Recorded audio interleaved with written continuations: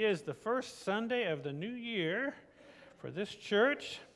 I am Reverend Tom Capo, the minister here at DuPage Unitarian Universalist Church. And what I'm going to talk with you today about is what it's like being your minister and sharing the ministry with you. After the service today, I will stay in the sanctuary for a little while, about 15 minutes or so, for those of you who might want to come up and ask a few questions about the various ministries of the church and my ministry. So we'll meet over here after the service. But I want to offer this reading this morning as we begin. It was written by Unitarian Universalist minister Reverend Gordon B. McKeeman. Ministry is what we do together.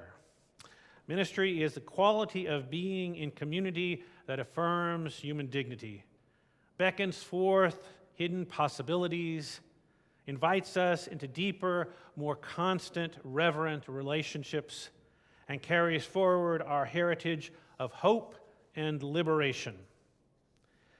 Ministry is what we do together as we celebrate triumphs of our human spirit. Miracles of birth and death, wonders of devotion and sacrifice. Ministry is what we do together with one another, in terror and torment, in grief, in misery, and in pain, enabling us in the presence of death to say yes to life. We who minister speak and live the best we know how, with full knowledge that it is never quite enough. And yet, we are reassured by lostness found, fragments reunited, wounds healed, and joy shared. My friends, ministry is what we all do together. Now I invite you to stand in body or spirit, and let us say together our mission statement, which is in your order of service and also up here on the wall. We gather as an inclusive community to grow in character, mind, and spirit, and to transform the world toward fairness, love, and compassion. Please remain standing as we sing together, Just as Long as I Have Breath. Hymn number 6.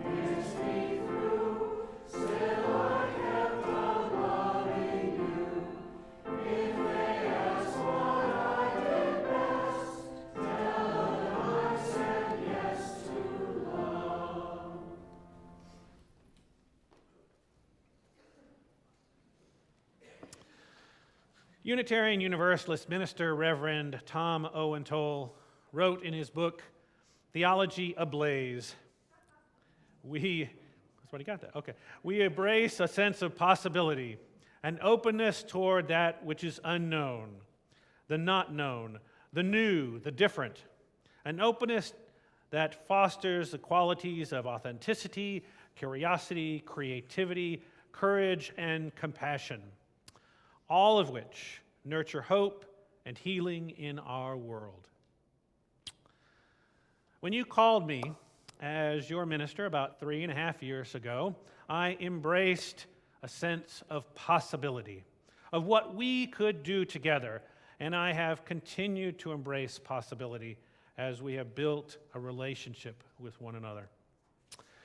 The images to your left embody some of the aspects of ministry of this church: spirituality, social justice, and community. Each of these photos are symbolic of the nature of my shared ministry. Wonderful times. The winter solstice, for instance, is that first picture, and I have on that wreath with the icicles on it that Martha made me.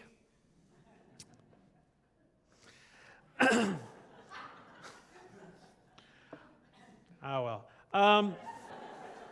The solstice service predates my coming to this church. It's an entirely lay-led service. It has the highest number of people that attend any of the services here at this church. We had to expand it to 2 services. All I do in that service is tell a story.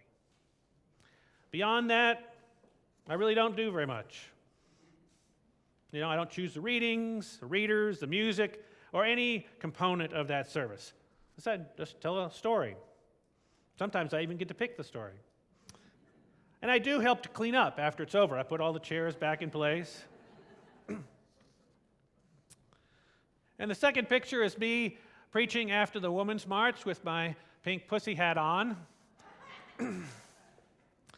Social justice is also a ministry of this church that I share with you.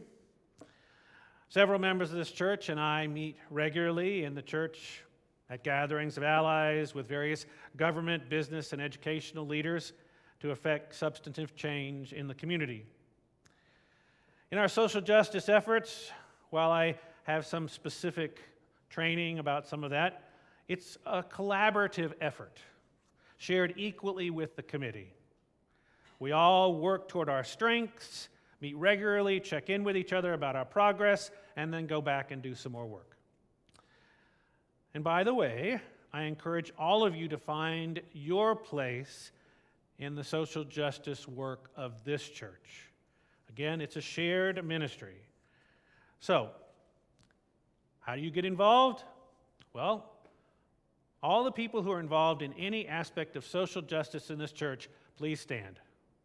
Please stand. If you're not, go to one of these people and say, how do I get involved in the social justice ministry of this church? And I encourage you to do so. And lastly, a heartfelt memory. Eleanor Hobbs on a child dedication service. She wanted to be dedicated in this church. She asked. She said, I want to be dedicated here because our church has a spirit of giving, love, and peace, and they are welcoming to all people. I feel it would be really nice to be dedicated to this church, and I would feel good if I could help and be part of it. Just warms my heart every time I say that.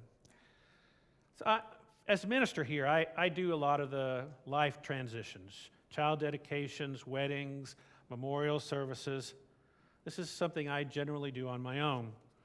However, I ask, for instance, for each parent to offer some words about the child, the baby, and offer a blessing if they want to.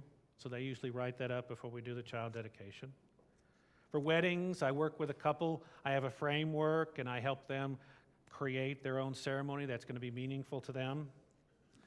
At memorial services or celebrations of life, again, I offer a framework to help them create the service. But, with the memorial service, I've done as little as offering an opening and closing reading to doing the whole service and the eulogy. The process of doing a celebration of life service involves my spending time with the family and friends of the deceased and getting to know the person through their eyes. I particularly like I think it's important to hear the stories of the deceased, how the deceased touched those people's lives so that that can be brought into the service to make it more meaningful for all that are there. Overall, I kind of see my ministry here as sort of a seesaw. Sometimes the work of the church, the ministries are almost all completely lay-led. Sometimes it's more 50-50, 25-75, somewhere in that range. And sometimes I, as your minister, take the lead in the work of the church. But these are my groundings: spirituality, social justice, and building community. My anchors as your minister. And these anchors are how I make choices about what I do here. We who minister speak and live the best we know how, with full knowledge that it is never quite enough. And even as I set these as my priorities and I try to do the best I can, I know there are many times that I might come up short. I will tell you what I do. I spend about 8 hours, many times more, preparing for one Sunday worship service. I spend several hours each week not only working with our social justice committee, but in other areas of social justice, building allies within the Unitarian Universalist community, the interfaith community, as well as marching in rallies, speaking truth to power in the community. The majority of my time, though, more than anything else that I do in this church, is spent building community. Attending committee meetings, pastoring, facilitating affinity groups like the Conscious Aging Group, the Jesus Seminar Book Club, Spiritual Direction, the UU Bible Study. I do counseling, marital counseling, premarital counseling. I visit hospitals, jails, courts, and meet with people generally who care deeply about this church. And I will tell you, my first priority has been and will continue to be making time for each of you. If you want to come and talk to me about anything, about your lives, church, how to make the world a better place, anything you want to talk about, I will make time, because that is the most important thing that I do here. Included in this priority of building community, though, is also mediating conflict. Conflict between members, conflict in committees, staff.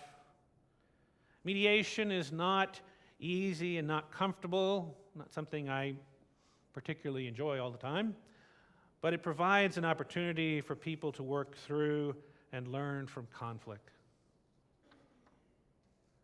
And if you have a conflict with me, I prefer face-to-face.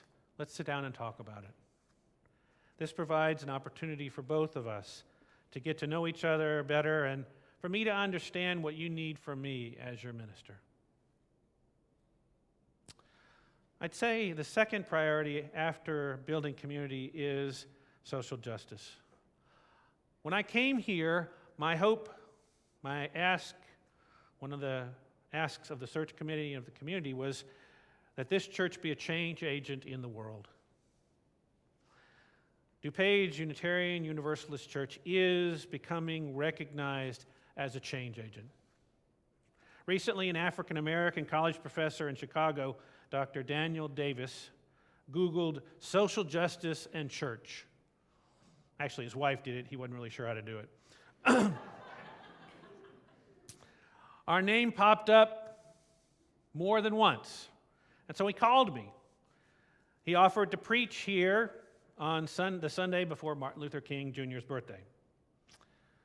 He has been working with African American churches to understand civil rights, the depth of Martin Luther King Jr.'s message, various messages actually, and to help them continue Martin Luther King Jr.'s work in today's culture. He decided he needed to reach out to the white community. He's an African American. And while he's not going to be preaching here on the Sunday before Martin Luther King's birthday, he is going to do a forum here on April 8th and is very interested in our SMILE project, our summer mentor internship project. All because of a random search. Social justice and church. All because of the work you've been doing as a community. I want us to be the church that people know is working for justice. This world sorely needs it. Now, I've been told by members of the church I seem too busy, that I should cut back on something, social justice or committee meetings, so I could present better sermons, more inspirational, more challenging, more stimulating, or more spiritual. Essentially, be more. I've been told that the Sunday service experience is the single most important product that we present, and that it should be the highest quality, the most polished, the most moving product of the church. I would say I agree and I disagree. I will tell you I put my all into each service, and some I freely admit are better than others. Like each of you, I'm constantly striving to improve the performance of what I do.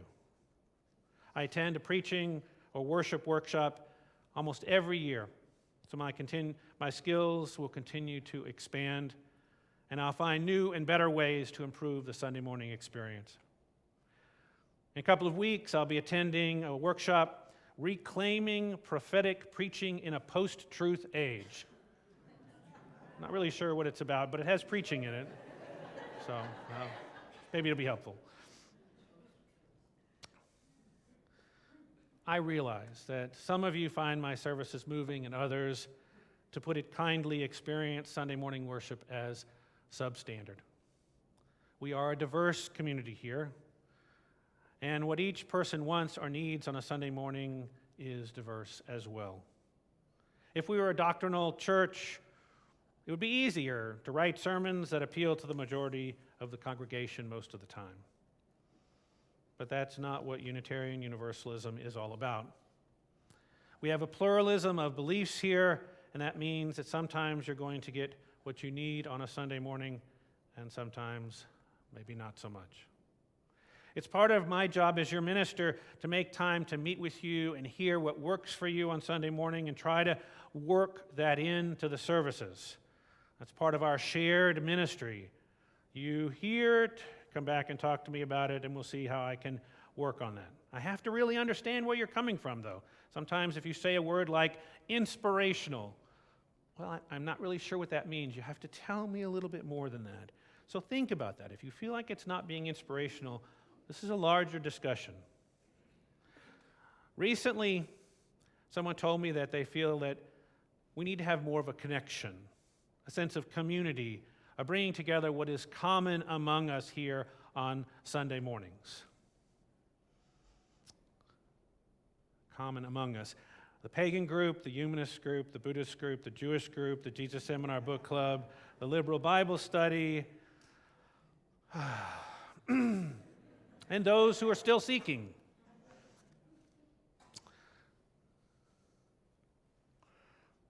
Perhaps it is important to focus on what makes us a community here. I think that's a valid point. Sunday services for me are about offering a little something, or have been a little about an offering, a little of something for each of the groups of this church at every service. And while trying to bring something for everybody, also be able to speak my truth, which is informed by my experience and my understanding of the world.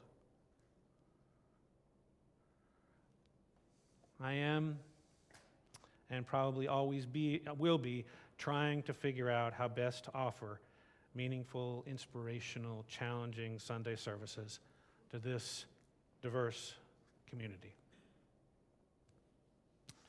We have in this church and in Unitarian Universalism what we call freedom of the pulpit and freedom of the pew. The freedom of the pulpit means that whoever is leading the service offers a message that comes from his, her, or their own truth, which may or may not completely resonate with everyone seated in the pews or the chairs we have here. The freedom of the pew, that's where you come in, means that the people in the pews listen with an open mind and heart, utilize what is useful to them, find what is helpful, and leave the rest. My belief, maybe my hope, is that each of you in the pews search for what is useful or helpful to you or inspirational or challenging to you on a Sunday morning. And I say this without reservation. Leave the rest. Don't focus on what doesn't touch you. Don't look for what you don't believe in. Don't leave here embracing what doesn't work for you. Because then each Sunday you will leave with a hole in your heart or your mind or your spirit, and there'll be no reason to come back and join another Sunday morning worship service. One last thing about being your minister here. I am collaborative.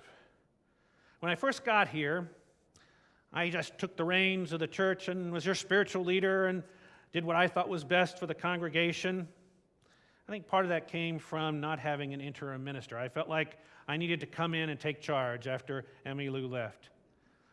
But what an interim minister does that didn't happen here was the interim puts up a mirror before the congregation and helps them look deeply at who they are, what their needs are, what their strengths and weaknesses are, and what direction they want to go. I know when I was in search that the lack of an interim ministry, despite all the great things about and wonderful things about this church, was a red flag.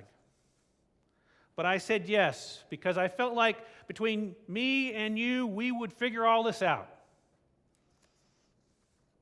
With all of us sharing the ministry, we could deal with whatever issues we had to. I now strongly believe that we missed a couple of things because there was not an interim process. As one example, I just learned this week that a time of prayer or meditation was not a regular part of the Sunday service experience. And yet I came in, made it a part of every Sunday morning worship experience. I had no idea. And some people found that a little off-putting. I just changed the service. Well, if I'd known, we could have had some discussion. How to do this with this congregation. I'm a collaborative spiritual leader, so I frequently bring other people into worship. That helps me to know some of the things that work for this church. And it also brings other voices up here. And we have the worship associates up here regularly. This is the first service I've done without a worship associate since I've been here. I think having another voice up here is helpful. The different ways of presenting also breaks up the monotony of having to listen to me this whole time.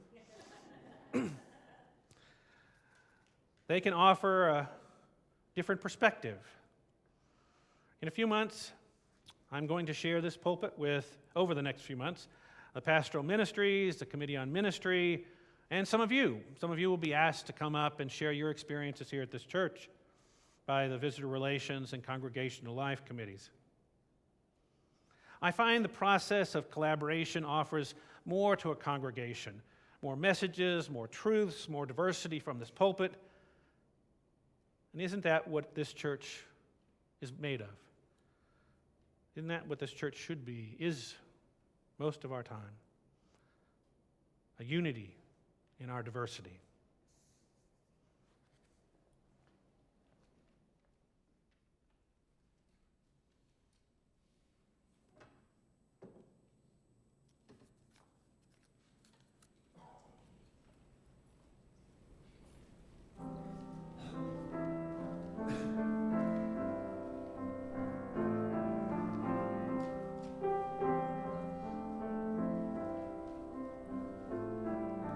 Let this be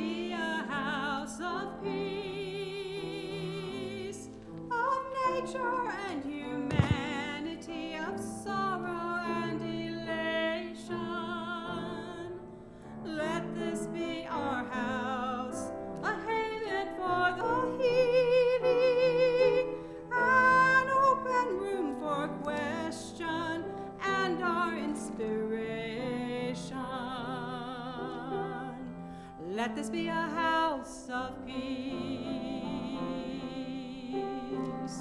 Let this be a house of peace. Let this be a house of freedom,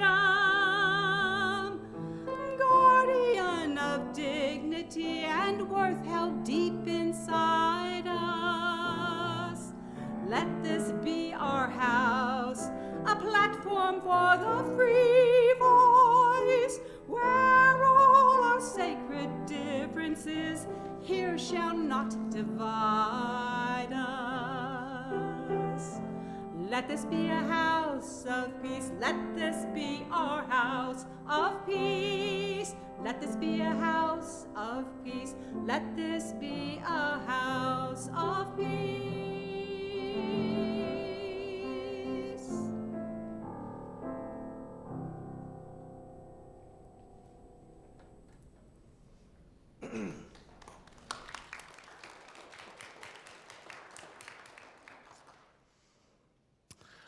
So I've listened to Krista Tippett on NPR for many years. And recently I started reading her book, Speaking of Faith. I want to share a few passages of that. Developing eyes to see and ears to hear is a biblical injunction that has come to make a great good sense to me. Something mysterious happens when you train your eyes to see differently, your ears to hear differently, to attend to what you have been ignoring. The experienced world actually changes shape when you do this. She goes on to say, mystery is the crux of religion that is almost always missing in our public expression.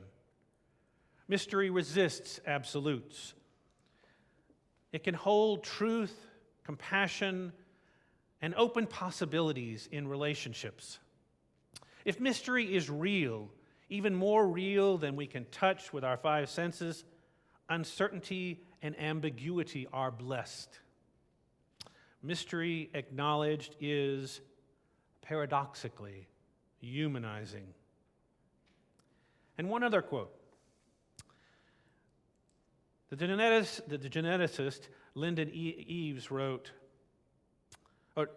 geneticist Lyndon Eves tells me that the spirituality of the scientist is akin to that of the mystic. It is a constant endeavor to discern the truth while staying open to everything you do not yet, cannot yet know. It is to live boldly and assertively with the discoveries that you've made, all the while anticipating better discoveries yet to come. It is a life, in that sense, marked by enlivening, creative humility.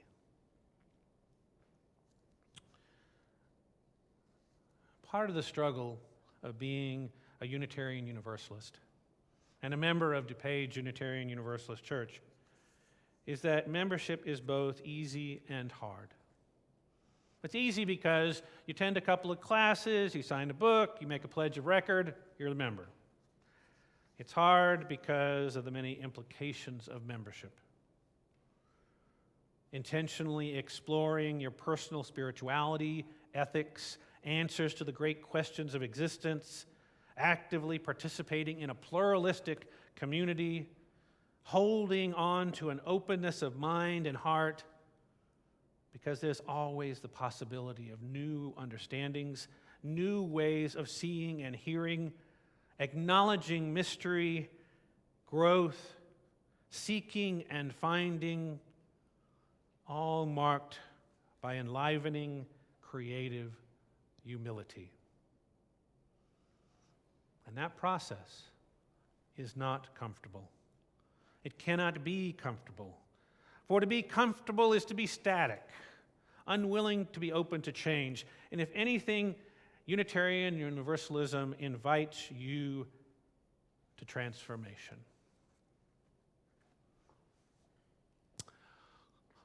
My friends, this is a diagram of what's called comfort zone theory.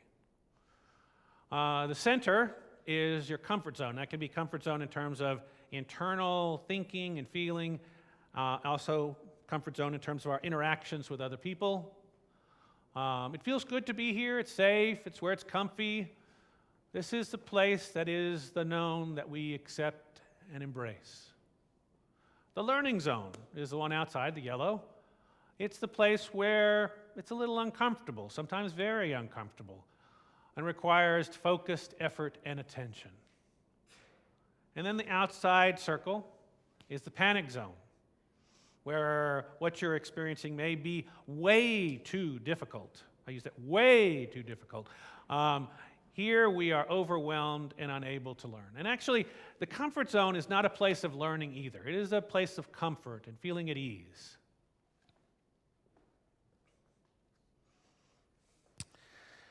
So here's the message. In this church, we are not in the comfort zone.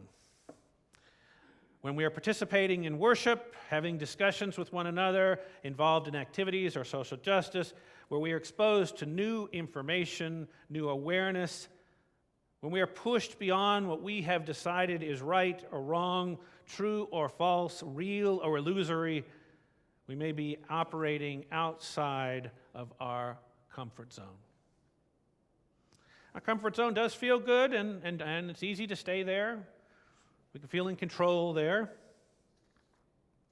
However, in a Unitarian Universalist congregation, because we are here to grow mentally, emotionally, spiritually, what happens is here in the pulpit or in the work that we do in the world, we are pushed outside of our comfort zone. Just even our conversations in coffee hour can push us outside of our comfort zone. But in this learning zone, this place outside the comfort zone where we have these kind of interactions that might stimulate something, we can discover more about ourselves, more about each other, more about this community and our world. But the learning zone does require effort to stay there. You can tell when you're getting into the learning zone when you start to feel a little annoyed or a little angry or a little anxiety or a little surprise or a little confusion or a little defensiveness. The challenge is to be able to recognize that I'm in the learning zone and stay there. To live in the discomfort while seeing what there is there to be learned. It's easier said than done. And from my perspective, it's easier to talk about than to provide. You might wonder why that is. I do. When I skirt around the learning zone with you, it's likely that I might trigger you. What I mean by trigger is a word or a phrase that stimulates an emotional response that taps into anger, pain, fear. And what can happen there is when you have that strong feeling, there certainly is an opportunity to learn, but there can also be the possibility of panic, of rage, of despair, of feeling defensive, paralyzed, of being reactive. If something triggers you and you get into that panic zone, it's difficult to be open, to think, to process, to learn. When you're in the panic zone, that's not a place where you learn. It's a place that you want to be away from. A place that many people who get into that place feeling some anxiety or rage or whatever, they want to get out of there as quick as possible and go back into the comfort zone and put walls around them and protect them from any future triggers.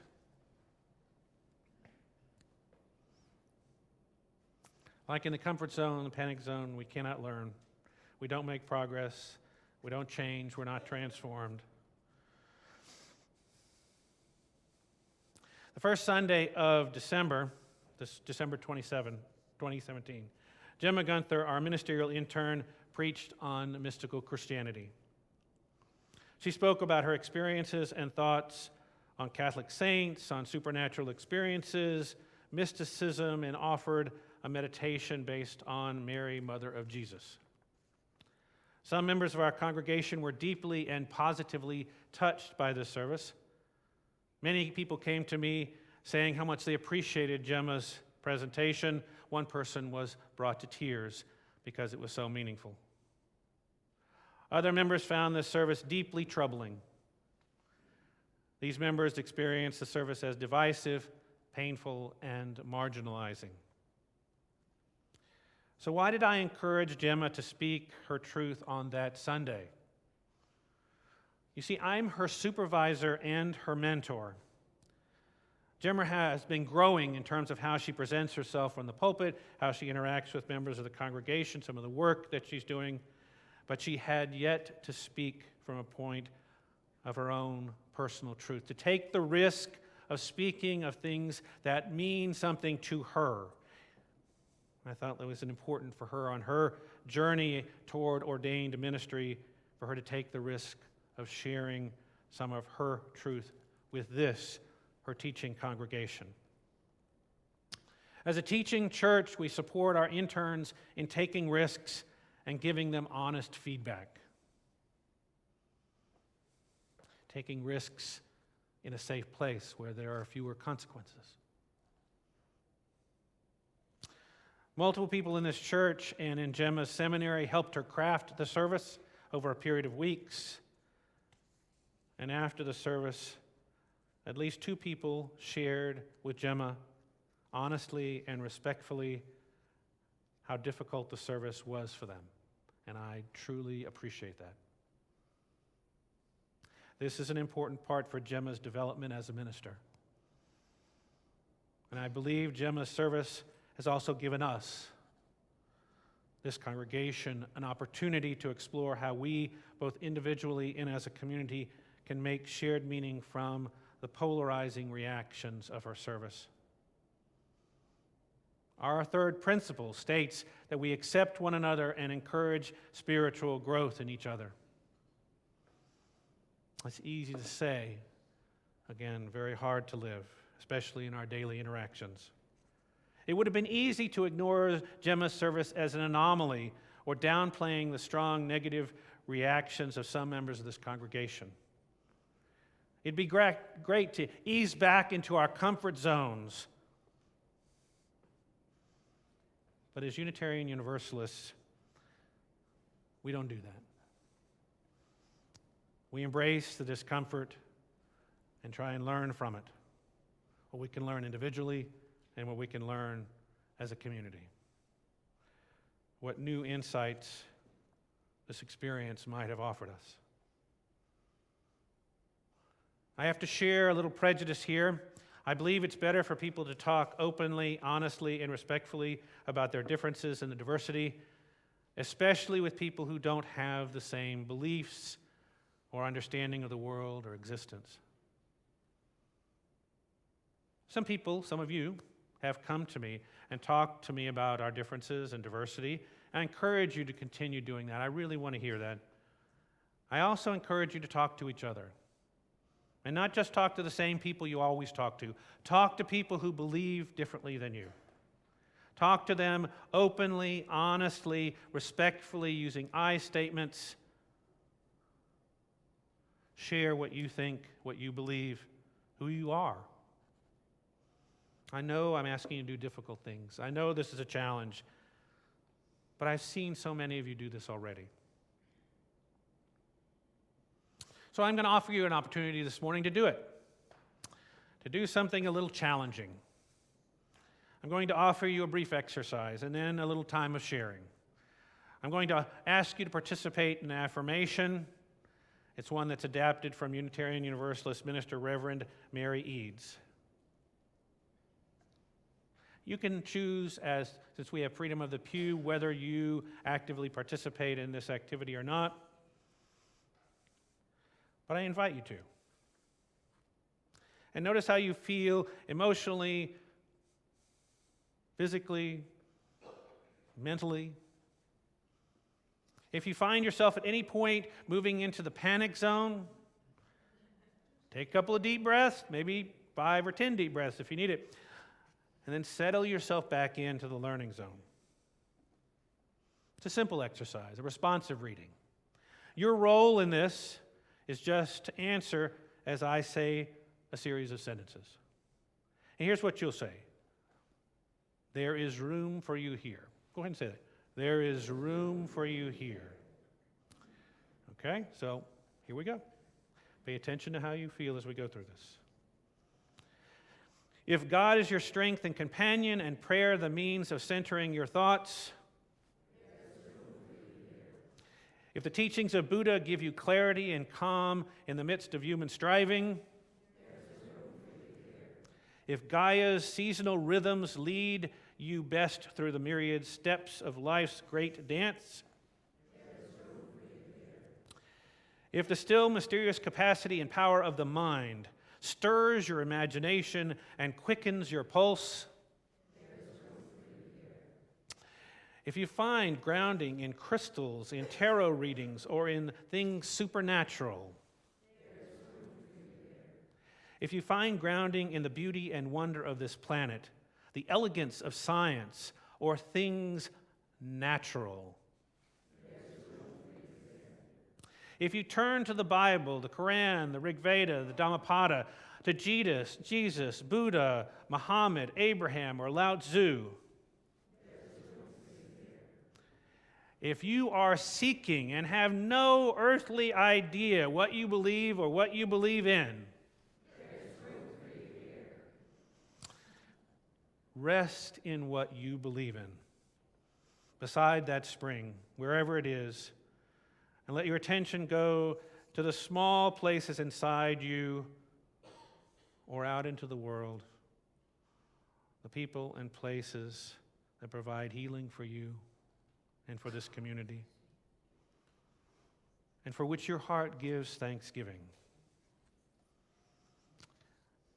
In that spirit, I invite you into a time of silence, to be still for a moment, to pay attention to what's going on within you.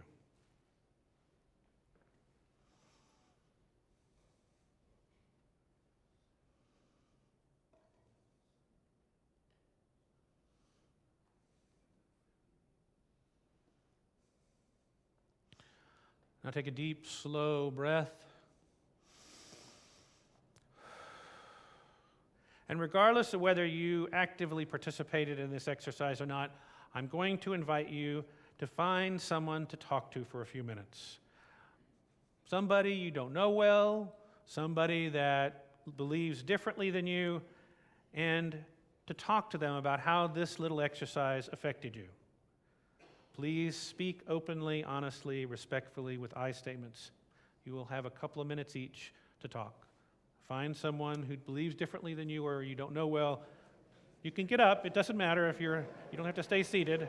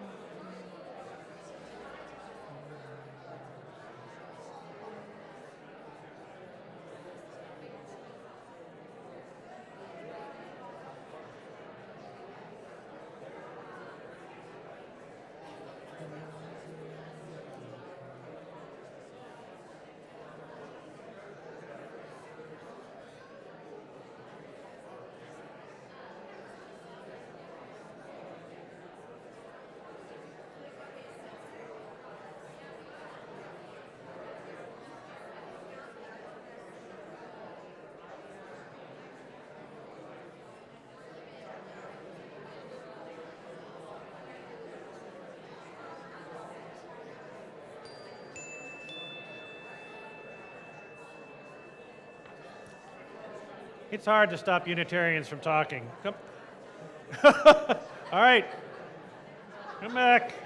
Come back. Come back. All right, we can do this. All right.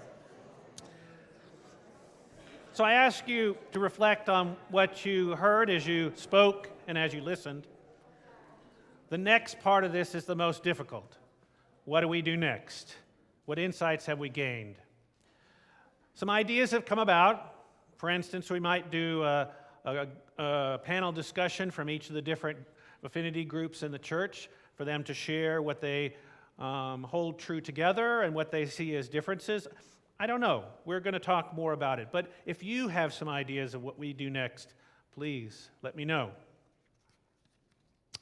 I can tell you I reflected on this experience a lot, and I'm going to do some things. I've made some decisions. I'm going to focus on what I learn from what all of you share with me. So I'm going to be more mindful of how what I say up here affects others in this congregation, particularly on Sunday mornings. I can tell you that I've learned that we as a community don't have to think alike to love alike, and that I'm called to help build bridges with everyone here.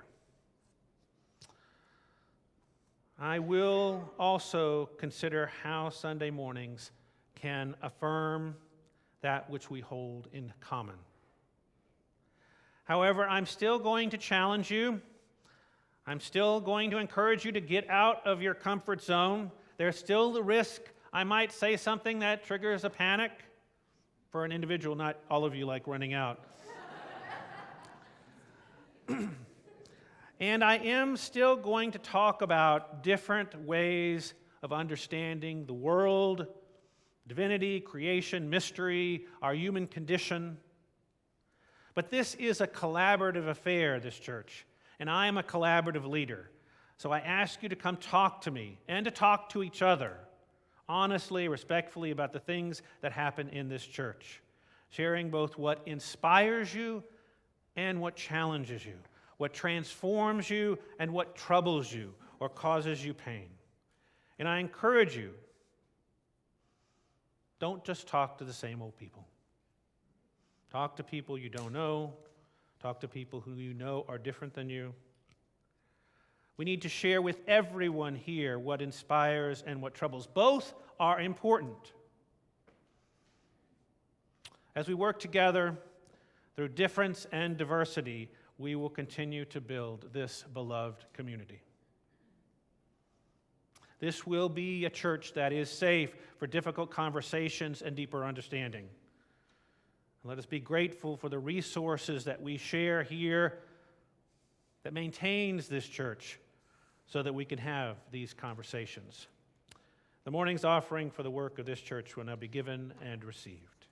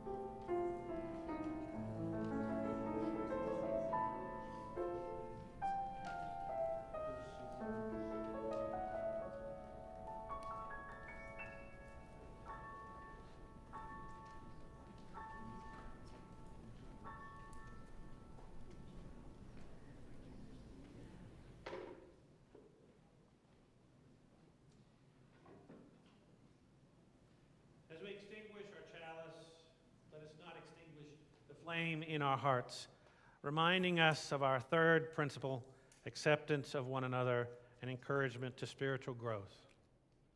So I invite you to rise in body of spirit. We're going to sing hymn number 354, and we're just going to sing verses 1 and 4. The words will be projected.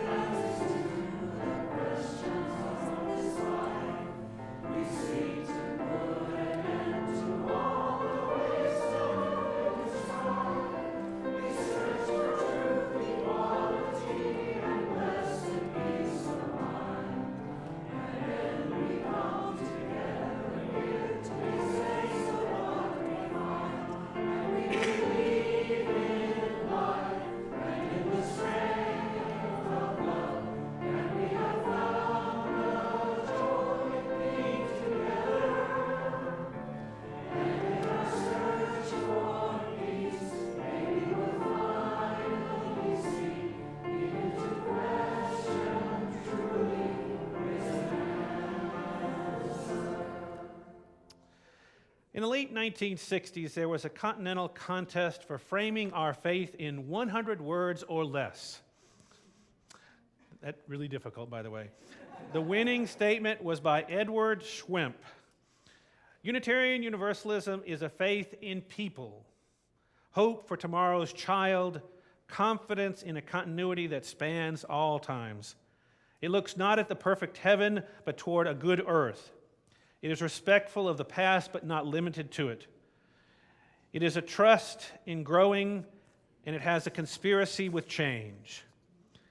Its spirituality, its spiritual responsibility is for a moral tomorrow. So may it always be. Now, I'm going to stay in the sanctuary after the service for about 15 minutes or so if people want to ask a few questions about ministry here. I'll be over on the left of the sanctuary after I say goodbye to everybody. Now, I invite you to turn around and greet one another, especially the people you don't know. Let's share the generous love in this community.